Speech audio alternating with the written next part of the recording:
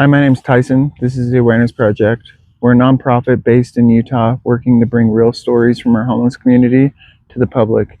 These interviews are about giving a voice to the voiceless, breaking the stigma, and showing that behind every face on the street that there's a human being with a story that matters. Thank you so much for sitting down and talking to us. We'll start out by you sharing your name if that's something that you wish to share. You can use whatever you want. Hi, my name is Yolanda. I go by Yollie out here. Yollie? Yeah. Nice to meet you, Yollie. How long have you been experiencing homelessness? I think I've been out here 5 years total. What led you up to this point of being out here for 5 years? You know what? I keep asking myself the same question every day. I don't, for me, I don't need to be out here. I just come out here to be out here with friends and, family. Or however, I met people, but I've been out here for 10 years now. I came back out here in 2015. From where? Arizona. What led you to Utah from Arizona? Well, this is one state I did not want to come back to. Okay, so I came out here in '97, first time ever. My mom used to live here, and may she rest in peace. But she brought us, me and my grandma here back in 98, 97, 98. So then this was all different back then. But it changed. I came back. I left in 2001. I went on a run from here, and I came back in 2015. The reason why I came back here was because of my kids. I had no choice. Your kids live in Utah? No, yeah, my daughter here. My sister had them here. She raised them for me. So, because of my addiction. So they were out here, so I came back out here.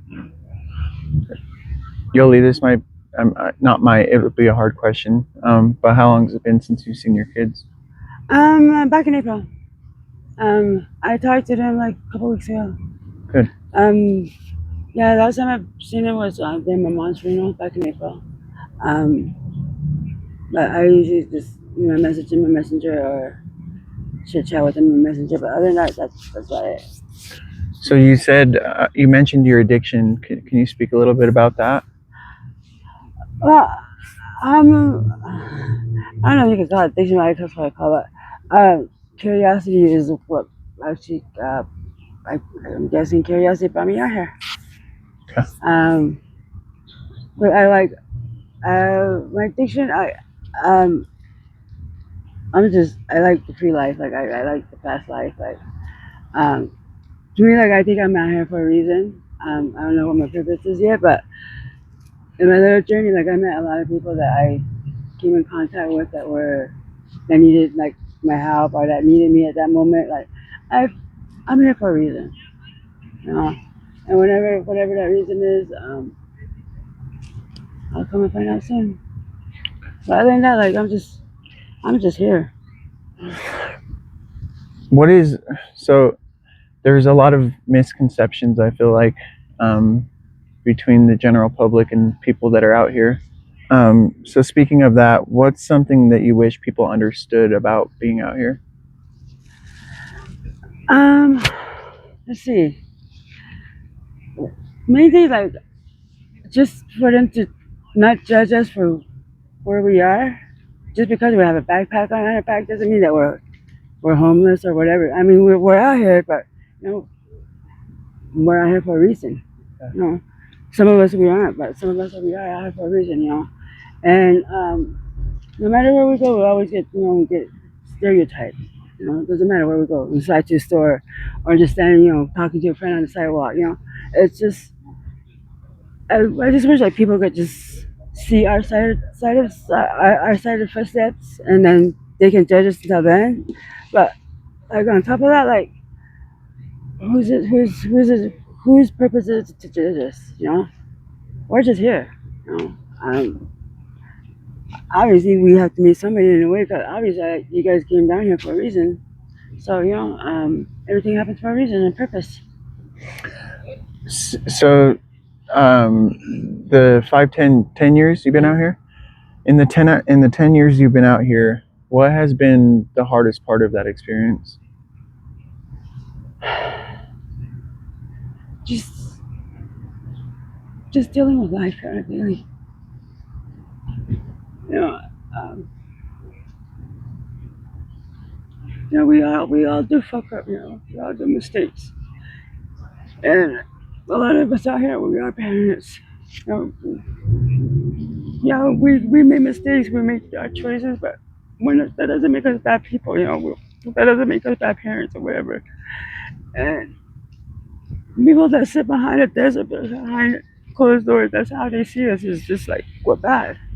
But if they could just see us where we stand or where we come from, maybe they can see the difference. But no, like everybody just comes and judges us, and like we're just human beings. And like on a daily, like we get chased off from here. Like what the fuck? Sorry about my language, but Okay. like it's just a struggle that we have to go through to just like get through on a daily out here. Yeah. And if people could just see that and realize that, I think we should be okay. So the difference of feeling that you get from somebody judging you versus somebody showing up and helping you, what feeling does that give you when somebody comes and helps you guys? It makes us feel that we're actually thought of.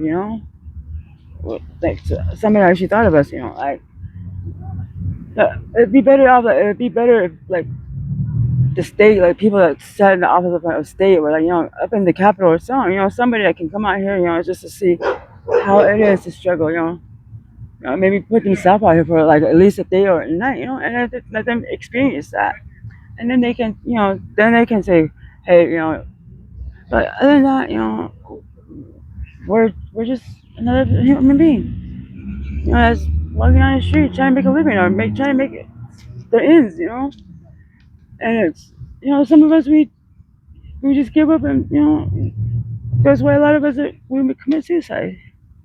A lot of us, because they make us feel like there's a dead end. No matter how hard we try, like they just don't see that. Through all of that hard, what is something that you're proud of still?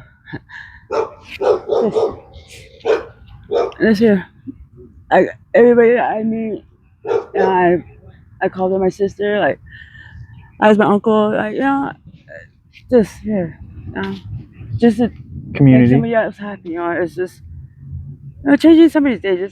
Just like 2 seconds. You just thought, hey, have a good day. You can change somebody's life real quick. And that's what I'm proud of. But on top of all that, like the main thing I'm proud of is my son. Like my kid, like I am so proud of him, and I am a proud mom. Like I can actually say I'm a proud mom. Despite of what I've been through, what I put my kids through, my son has become a gentleman. Like he's pulled through for my mom's service. Like he's only 22, almost 22. And I'm proud of him and my daughter-in-law and my youngest daughter. I'm proud of, and that's what I strive every day for. What? So, do you stay at the shelter? You know what?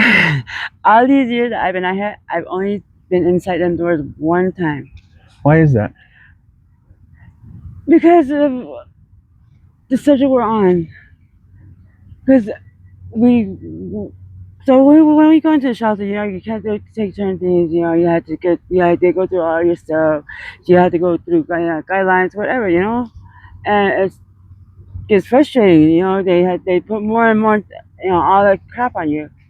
And out here, yeah, I mean, we have responsibilities. We have, but I guess you can say we're like limited, or it's just, I don't know, but we do have our limitations out here still. This is not like we're out here free. We still have, even in the park here, we go by rules. Yeah.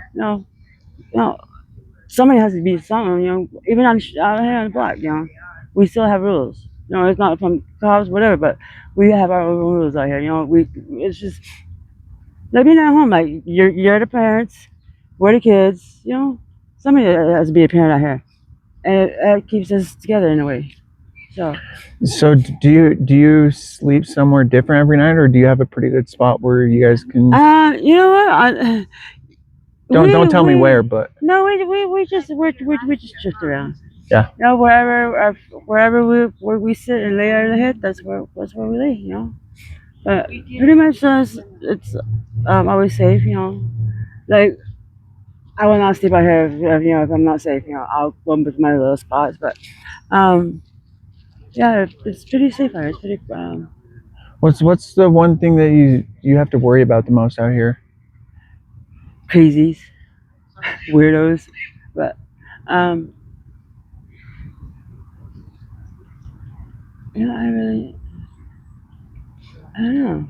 We were talking before we sat down with you. We were talking to Cowboy, and he mentioned that he felt like there was a gap in the system for mental health services out here. Do you feel like that's Um, in in a way, yeah, because a lot of people that are out here, you know, they do have some kind of mental illness, you know, and you just have to know the person to like actually hang out with, you know, and to actually get to know that individual, it's different, because you actually can see a change in that person's life, you know, it's just you just gotta get to know us out here, you know. what is something that you dream for your future? Is for me to finish out my mom's dreams and my own dream. Um, my biggest dream is for me to get my high school diploma, my GED, and open my own shop that I've been wanting. Your own what kind of shop? A mechanic shop and a beauty shop. I love. It's just something that I've always wanted, you know. And I'm gonna get it slowly but surely, but so eventually I'll get it. If you had like the unlimited resources out here, what's the first thing that you would do? Get housing Get housing. and make sure that my kids are setting up in the housing. You know, that's the only thing I want. And other than that, like I don't have to worry about nothing.